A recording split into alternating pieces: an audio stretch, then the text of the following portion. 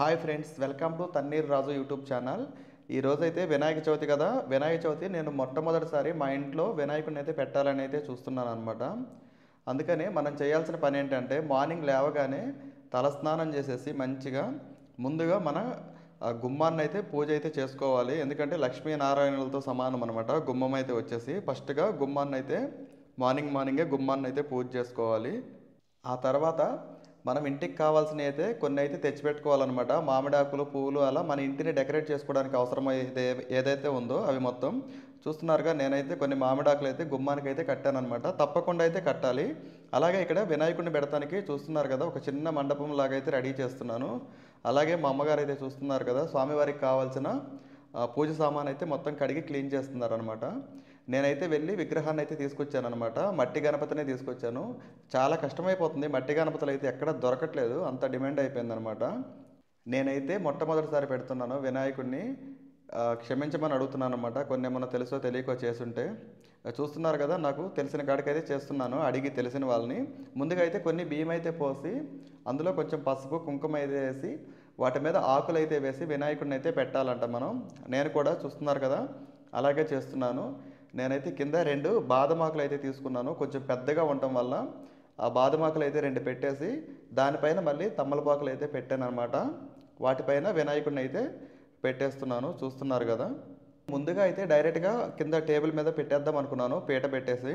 ఆ తర్వాత ఫ్రూట్స్ అవి ఇట్లా కట్టాలి అంటే పైనుంచి ఈ పాల వెల్లి అనేది అవసరమైద్ది అనేసి తర్వాత అయితే కట్టడం జరిగిందనమాట. చూస్తున్నారు కదా, చాలా బాగున్నాడు గణేశుడు అయితే చూడ్డానికి. ఇంకా అలంకరణ చేస్తే ఇంకా ఎంత బాగుంటాడో చూద్దాం మొత్తం అయితే వినాయకుడైతే. ఈసారి ఏంటంటే వినాయక చవితి బుధవారం వచ్చింది కాబట్టి చాలామంది ఎవరైనా స్టార్ట్ చేయని వాళ్ళు అంటే పెట్టకుండా ఉన్న వాళ్ళు ఎవరైనా ఉంటే ఇప్పటి నుంచి అయితే పెట్టచ్చు. అంటే బుధవారం వస్తే పెట్టాలని ఏం లేదు, కాకపోతే బుధవారం అనేది చాలా మంచిది కదా వినాయకుడికి ఇష్టమైన వారం కాబట్టి మీరు చాలామంది మొదలుపెట్టి ఉంటారని అయితే అనుకుంటున్నాను.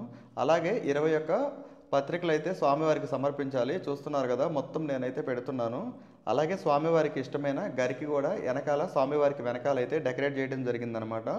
మామిడాకులు పెట్టేసి తర్వాత చుట్టూ గరికి అయితే పెట్టడం జరిగింది. అలాగే స్వామివారిని మనం తీసుకొచ్చిన తర్వాత చూస్తున్నారు కదా, ఇట్లా పసుపు పెట్టి కుంకుమతో అయితే మళ్ళీ బొట్లు అయితే పెట్టాల్సి ఉంటుందన్నమాట. మనమైతే ఆల్రెడీ ప్రతి సంవత్సరం పెట్టే వాళ్ళకైతే ఏం అవసరం లేదు. కొత్తగా పెట్టేవాళ్ళు ఎవరన్నా ఉంటే ఇవి గుర్తుపెట్టుకోండి అనమాట కొన్ని అయితే. ఎందుకంటే నేను కూడా ఇప్పుడే పెడుతున్నాను కదా, నాకు కూడా తెలియదు. నేను కూడా వేరే వాళ్ళని అడిగే పెడుతున్నాను అనమాట. మన ఇంటి గణపతి మనకి ఎలా అయితే అందంగా కనిపిస్తాడో అలా అలంకరించుకోవడమే అనమాట మెయిన్.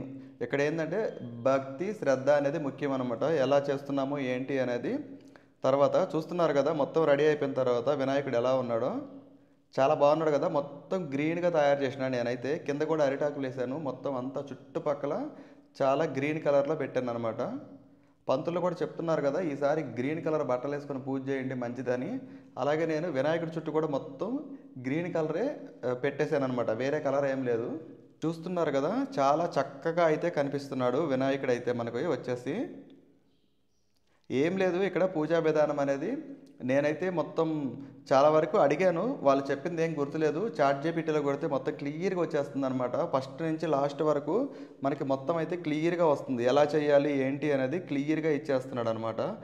పూజకి ఏమేం కావాలి, ఆచమనం ఎలా చేయాలి, సంకల్పం ఎలా చెప్పుకోవాలి, స్థాపన ఎలా చేయాలి స్వామివారిని అనేది మొత్తం అంతా క్లియర్గా లాస్ట్ వరకు మొత్తం చెప్తున్నాడు. అలాగే మంత్రాలు కూడా ఇస్తున్నారనమాట. మనకి చదువుకునే ఓపుకుంటే చదువుకోవచ్చు, లేదా పెట్టి వినొచ్చు అనమాట. స్వామివారికి ఇష్టమని చెప్పేసి మేమైతే చూస్తున్నారు కదా, కుడుములు, ఉండ్రాళ్ళు, మోదుకులు అయితే ఈ 3 చేసామన్నమాట. మిగతావి అయితే ఫ్రూట్స్ తెచ్చి పెట్టేసాము.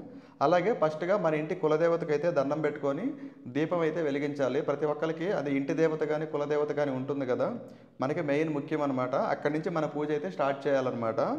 అక్కడ మనం దండం పెట్టుకొని దీపం వెలిగించిన తర్వాత అయితే గణేశుడి పూజ అయితే స్టార్ట్ చేసుకొని ఈ చెప్పిన విధంగా స్వామివారిని సంకల్పం చెప్పుకొని మొత్తం అంతా పూజా విధానం కంప్లీట్ చేసుకొని నైవేద్యం సమర్పించాలి. చూస్తున్నారు కదా ఇట్లా.